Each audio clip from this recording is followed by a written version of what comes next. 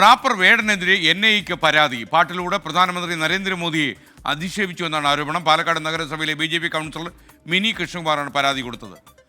ശ്രീജിത്ത് ശ്രീകുമാരൻ വിവരങ്ങളുമായി പാലക്കാട് നിന്ന് ചേരുന്നു. ശ്രീജിത്ത്, ഈ പരാതി എപ്പോഴാണ് അയച്ചിരിക്കുന്നത്? ഇന്നലെയാണ് SKN ഇത്തരം ഒരു പരാതി മിനി കൃഷ്ണകുമാർ, നഗരസഭയിലെ സ്റ്റാൻഡിംഗ് കമ്മിറ്റി ചെയർപേഴ്സണാണ് മിനി കൃഷ്ണകുമാർ, BJP നേതാവ് P കൃഷ്ണകുമാറിന്റെ ഭാര്യ കൂടിയാണ്. ഇവരാണ് പരാതി അയച്ചിരിക്കുന്നത്. 5 വർഷം മുൻപ് വേടൻ പാടിയ ഒരു റാപ്പ് സംഗീതം, അതിൽ പ്രധാനമന്ത്രി നരേന്ദ്രമോദിയെ കപട ദേശീയവാദി എന്ന് വിളിക്കുന്നു എന്നാണ് ആക്ഷേപമുള്ളത്. ഇത് അപകീർത്തിപരമാണ്.